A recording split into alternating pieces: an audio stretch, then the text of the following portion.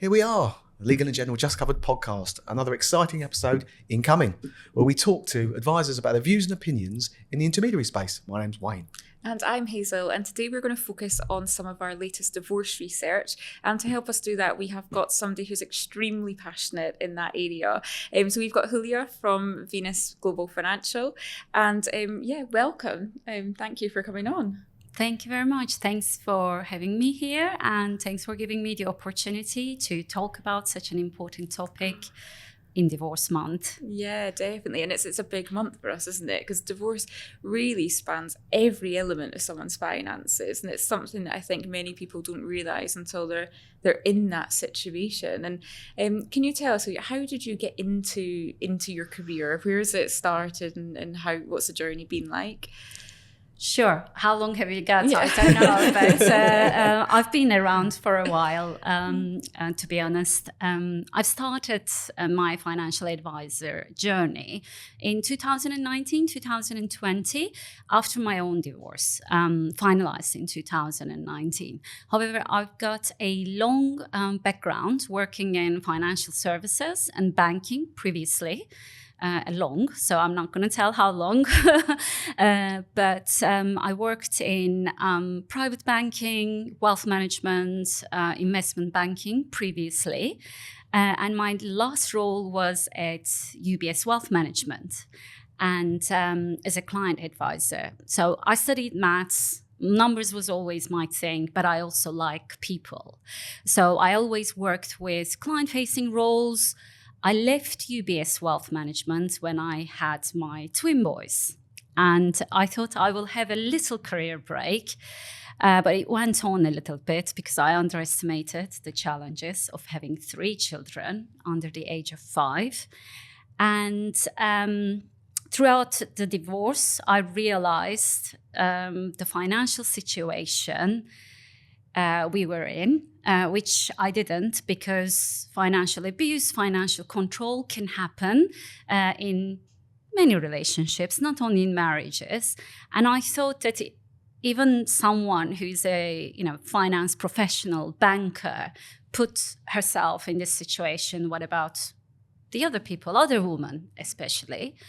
And I set up Venus Global Finance. So now my mission is to empower other women who's going through the similar challenges as I have done, and specializing in divorce financial planning mainly, and helping families and individuals in this really, really difficult and stressful time. And it is exactly that. It's probably one of the most difficult and stressful things somebody can go through, isn't it?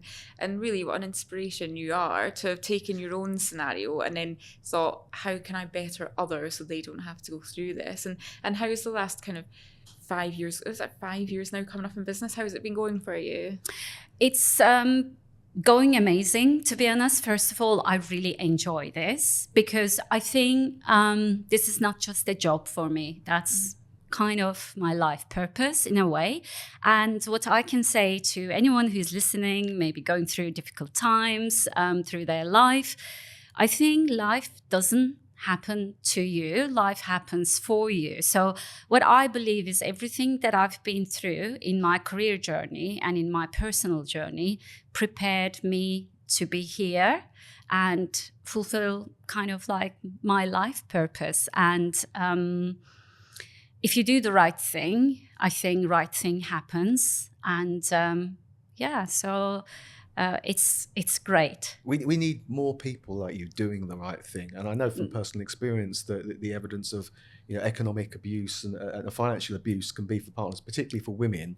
So I know you've lived through it. You've used that as a purpose, your mission to help others with regards to that. So when you set the business up, did you focus on a particular area of finance at all? How did that work? Actually, the idea was to focus on divorce. Right. Because when I was going through my own divorce, through the financial settlement, I actually remember my solicitor calling Prudential about some pension plans and etc. So I thought, hold on a second, that's not how it should be. Like, why is he calling the pension provider? I should have a, financial advisor. At the time, I was sitting my exams again. I think I set these exams more than anybody else because of the career breaks that I had. And I thought I was never pointed out to speak to a financial advisor about this pension sharing order. And I thought there is a need for that. I shouldn't be speaking to the pension provider after everything is settled. So my niche was always the divorce financial planning, because, as I said, things happen in life, and I now know the legal and also the financial consequences. And I thought that I can use this, and everything somehow fall into place for me. And you were bringing your expertise to the fore. So how did you go out to find clients? Where did you get your leads from when you first set up, and how has that worked for you? I think when you first set up, or when I first set up, I thought that I'm going to speak to as many people as possible. That doesn't have to be clients. Like, put yourself out there. Like, let people know what you're doing, and don't be so self-conscious. Like, I think we all have this imposter syndrome. Like, who am I to give advice to someone who's going through divorce? Like, my divorce was very messy. Without going into details, while I was still going through that, I was doing my exams, and I was working as a financial advisor. And at times you think that, hold on a second, like, I'm not sorted. Am I really qualified to give advice to other people?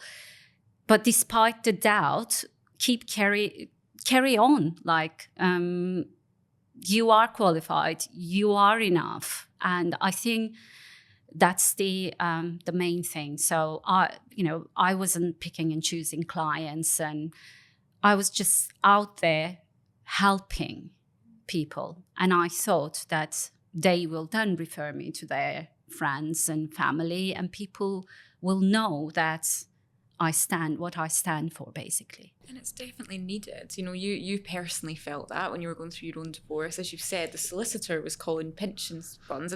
And we did an episode not long ago with a lady called Fiona Tate as well, who's very passionate on this area.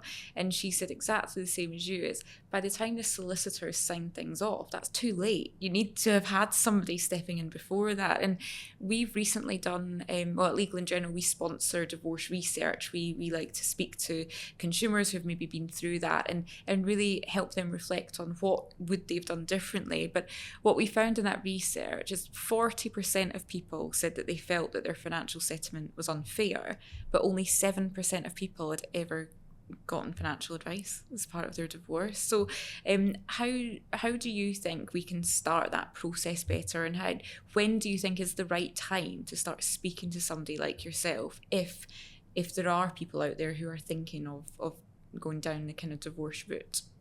I mean, people who's going through divorce straight away, I know it from my clients or from the inquiries that I receive, is like, oh, I need a solicitor because solicitor is going to fix everything. And no offense, you do need legal advice at some circumstances, but to be perfectly honest, it's not as essential as getting financial advice. Because law is law. A lawyer can do only so much within the context of financial settlement. But financial advisor and financial advice is crucial, because the financial implications of divorce is massive. And if you don't understand the consequences, when you start thinking about that, then it might be too late to do something afterwards, unfortunately. Yeah, I mean, I saw on a local, it's one of those, Facebook groups that you get, and it came up not long ago, actually, on the kind of Edinburgh Ladies Facebook group. Someone had put an anonymous post, and they said, I'm thinking about leaving my husband, I'm thinking about separating and getting divorced, who am I best to speak to? And it's exactly what you said. Everyone put, get a solicitor, speak to, there was a couple of charities. So I posted, said, you need a financial advisor, like immediately, who will help you. And somebody replied back to me saying, why would you speak to a financial advisor? And I said, well, because you're going to be dividing the finances. That you need somebody that can help you with that. And it was quite amazing. I think there was about 60 comments, a mix of solicitors. A lot of people had said, go to your mortgage advisor about the mortgage, go to solicitor. But I was the only person that was like, you should go and seek financial advice. And it's just, there's such a lack of knowledge out there, isn't there, in that area? Definitely. It's just like the first point of call is, as you mentioned, just speak to a family lawyer. By all means, get a legal advice. But I think speaking to a financial advisor is as crucial, if not more important. And what was it that obviously has driven your passion for the kind of more female-specific side of divorce? Obviously, we see all the time female advice gaps, etc. But could you explain a little bit more about where your passion sits? Yeah. In terms of the divorce financial planning side of it, when I speak to ladies who's going through a divorce, and in most cases, there is some sort of financial abuse and financial control within the relationship, within the marriage over the years, which was the case for me as well, I believe. And by all means, we're not victims. It's how it's happens. So what I see is when I speak to these women and when they are going through divorce, it's a very emotional process. It's not just dividing the assets and signing some papers. You take the house, I take the children.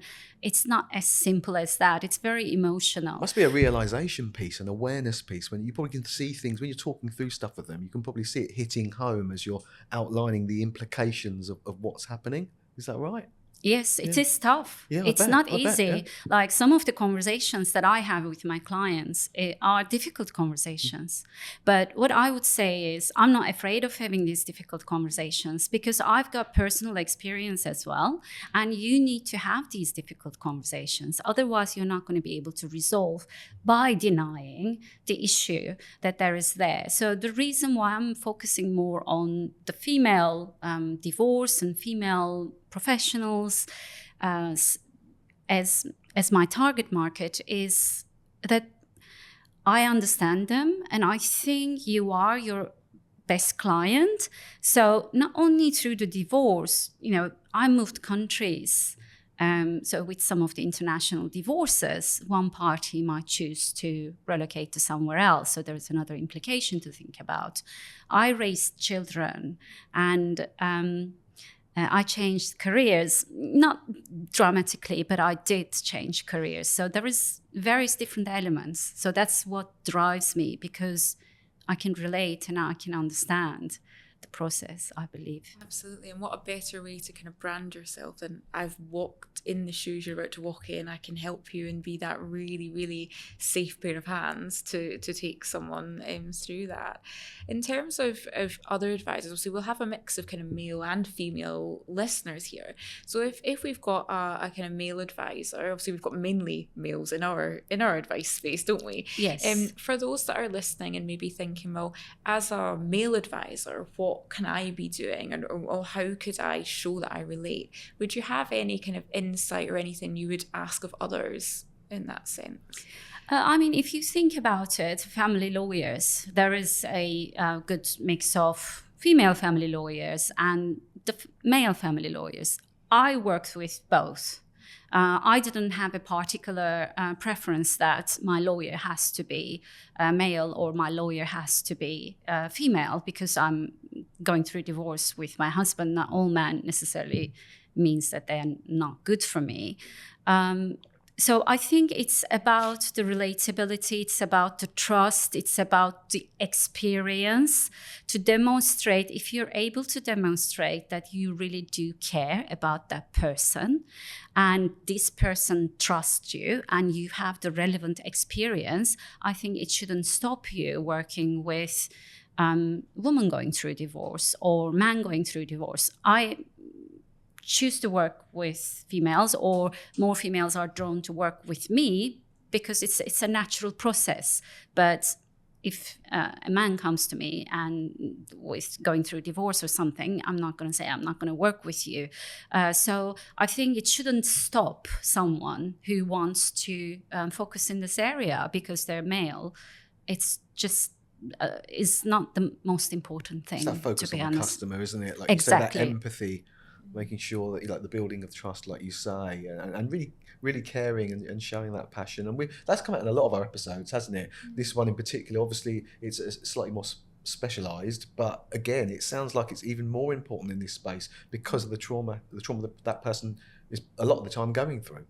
Yeah, and I think as well, when we look at the advice space, what I find interesting is a lot of financial advisors, and I'm generalising here, obviously we've got more men in our industry than women, and what I find is quite a lot of them have the financial relationship with the male only. And then when you ask them, oh, have you ever touched base with the female in that relationship? You know, you're dealing with the family finances, but it's only the man that you're interacting with. I find that really interesting. And when we did a recent presentation at a set of events, and we kind of quoted that a lot of females will actually move away from that they'll move their finances away from that financial advisor, either if their spouse passes away or get divorced, because they've actually never interacted with them. Do you experience quite a lot of that? Like when the female comes in to see you, it's maybe their first time ever seeing a financial advisor? It does happen, to be honest, and it's I wouldn't say typical, but it's very usual to see that the husband comes to the financial advisor and says, like, I'm going to sort out our pensions, I'm going to sort out my pension and my wife's pension, but wife is not there. Like, where is your wife? So it's like, I can send you the details and all the information, and she's just not interested. And sometimes I think it's the advisor that doesn't include the wife in the conversation. But sometimes, unfortunately, we as women we don't help ourselves necessarily. But I think it's very important to include them at an early stage. Like, as you say, if you never speak to them throughout their marriage, and if they divorce or if their husband passes away, the likelihood of them reaching out to you is not really higher, to be honest. So you need to somehow find a way to get them involved, especially in family financial planning, and then going forward in the long term. And when you have been advising clients, male but predominantly, I suppose, female, through that, and when you've done it and you've gone through the process, and you might retain a relationship with them going forward, I'm sure you do you promote, I presume you would promote the fact of them owning their own finances going forward? I suppose they have to, because obviously they're on their own, but if they have another relationship going forward, to make sure things are much more balanced than perhaps they were previously. At some occasions, like obviously after the relationship breakdown, the financial landscape changes. Not only financial landscape, all the family dynamics changes. Yeah. So lots of clients assume that, we're getting divorced, and my husband or my wife is always going to take care of the children, or that's not a problem, so I'm not worried about that. But there is a long-term implications, and don't make any assumptions that the person that you're going through divorce with is not going to do this or is not going to ask for that. So people do show a very, very different side of themselves throughout the divorce. So it is also about being prepared for what's to come. And I think in that sense, protection is really important, talking about, during the divorce and any relationship breakdown, to be honest. So where do you start the conversation? If you've got somebody coming in to seek your advice and assistance, where do you tend to start? Do you have a kind of set process, or is it very led by the client? How does that work for you?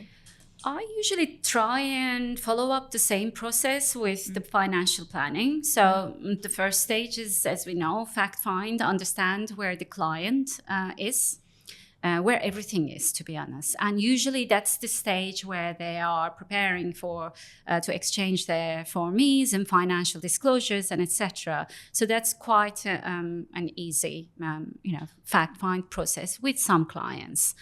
And then we talk about like what an ideal financial settlement might look like for them.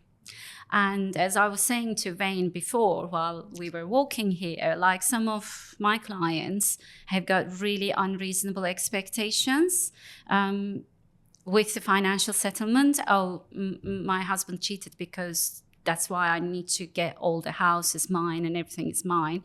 Unfortunately, that doesn't work like that. So try to get them understand what it might look like. That must be a really hard conversation, especially in situations like that. There's so much passion and resentment there, and understandably the female then thinks, well, I want to take as much as I can from him because he's hurt me so badly. That must be difficult to try and retain your really strong relationship with them, but also create a realistic expectation as well. So it's not an easy conversation sometimes. And not everyone likes to have these conversations, to be honest. But most clients, what I find is they really appreciate these conversations. Whether they find it hard at the beginning. So this is an ongoing process, again, like, setting up the goals. What's that you're aiming? What is important to you throughout this financial settlement? Because of these unrealistic expectations, the legal process or the divorce process takes really long time. And in my experience, unfortunately, like with many things in life, there is compromises to be made. And it's better to have these conversations earlier on than sitting with a shock and a regret, to be honest. No, absolutely. And then in terms of kind of professional connections, obviously, your clients will have like family lawyers and things working with them as well. So how closely do you also liaise with a family lawyer, or do you keep that quite separate? How does that work as part of your process? It's usually kept separate because, again, these are like very different approaches from a legal point of divorce. And the financial settlement is also a legal process, but it is mainly a financial process. So a bit different. At some occasions, we do work with solicitors at the beginning, like, my client needs help understanding the capital gains tax implications, for example, with transferring some assets and etc. Can you please help my client with that? Then we just focus on that particular issue. But if we are working with a client in a generic financial settlement point of view, usually my clients come to me with, that's what my lawyer suggests, going to the court with, and ask this. Okay, but has he got this to ask, or is the valuation done correctly? So I think parallel, we do work in tandem in a way, but I believe that the legal process and the financial process is very, very different, and it should come together, I believe, in an ideal world. But I think it works really well going in tandem with the solicitor. I agree. There's so much to consider. Just you mentioning that around the CGT implications. If someone comes to you and they've got limited income as well, then there's CGT on disposal of assets and switching between where does that money come from to pay for that, the protection of that, maybe against that or whatever, and a whole host of other things.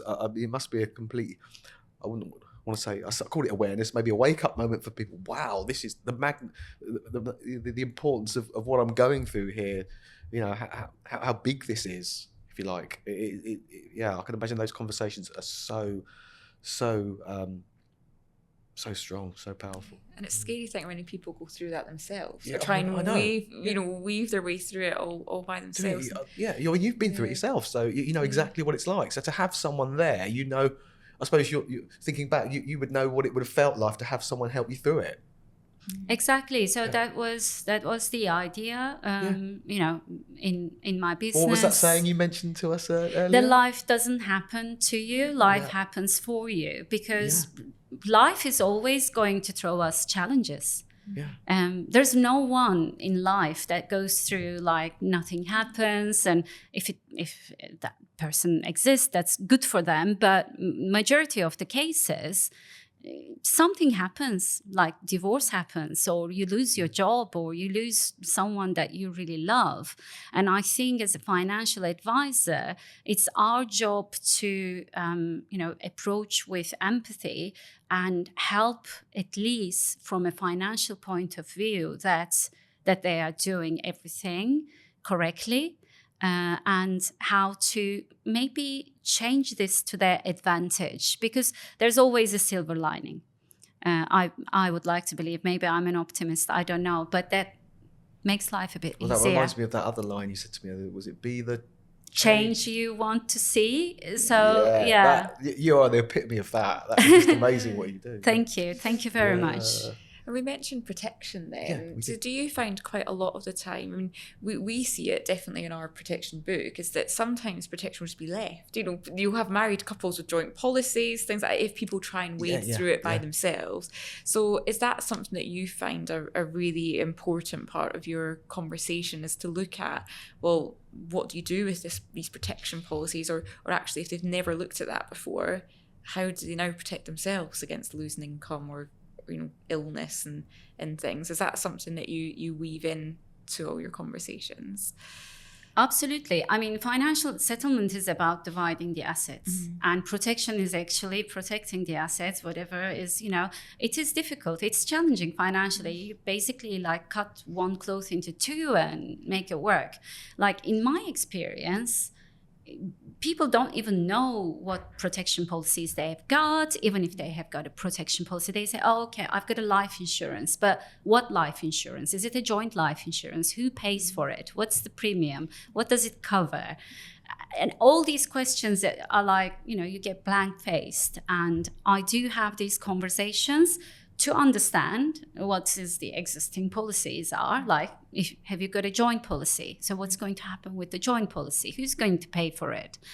Do you need any further, protection policies? Because the obligations usually, as I say, once you cut one cloth into two, the obligations also increases. So each party might need extra protection policies. There is also maintenance payments. What happens if something happens to the paying party? And all of those things should be taken into account. And I do definitely have the protection conversations a lot with my clients. Again, with the protection, I've had personal experiences with the protection within the family. So I'm really, really passionate talking about protection as well. How does it work with the paying party, particularly if the paying party isn't present, for example, which is probably a common scenario? It's a challenging one. Right. Some of the paying parties, which is, usually in my cases, because I work with ladies, the ex-husband is the paying party. If there are children involved, and depending on the arrangements, the childcare maintenance or the spousal maintenance, they might be willing to accept that, and it might be included in the financial settlement. Then it will be legally binding. There are some solicitors actually also keen to put these protection policies, especially protecting the maintenance payments, child maintenance and spousal. However, you cannot force someone to take an insurance policy. It's about the negotiation, to be honest. Some parties do agree, some parties and it's don't. that tandem thing you mentioned earlier about working with the solicitor, isn't it, at the same time? Yes. Being on the same page. Yeah, as a parallel. The solicitor might not pick that up. Usually, I think they're quite good in terms of protecting the maintenance payments and etc. But understanding the financial obligations, current financial obligations or the future financial obligations, they might miss it. And then when I point it out, they can go back to their ex-spouse or to their solicitor and then try and implement if there's anything that needs to be done and changed. Basically. It's so valuable because if anything did go wrong, we again in our research we found, I think it's people's kind of take-home pay, essentially the financial situation they end up in tends to be about 30% worse off than what they were before going through a divorce. So to then think, imagine something happened to that paying spouse or ex-spouse, how on earth would you afford your children and your new lifestyle? That would be impossible. So I think it's something that I think a lot of advisors can start to think about, is actually if you even have existing clients who have already gone through divorce and they're receiving maintenance, is that protected? Definitely something to look out for, isn't it? It's exactly. risk. And I think the clients really appreciate you for that kind of conversations. And I don't know, maybe some advisors think that, I'm not an insurance salesman, or, protection is not that important. I'll focus on building my AUM and etc. But what I see protection is the part that where you build the trust with the client. And especially if you're there for a client who's going through divorce, which is one of the hardest things to go through. They say that the trauma is relevant to missing someone you love and with the divorce. If you're there for them and if you show you care by protecting their financial future, then they're going to be your clients for long term. Absolutely. That's been so insightful. Fantastic stuff. Yeah, what a passion you've got for it, and I shines through. Yeah, thank I can you. absolutely see why clients put their trust in you to get the right outcomes for them. If you had one top tip that you would give to other advisors or anybody listening, what would that be? I think the top tip would be don't be afraid to have difficult conversations with your clients. Be open and honest with them.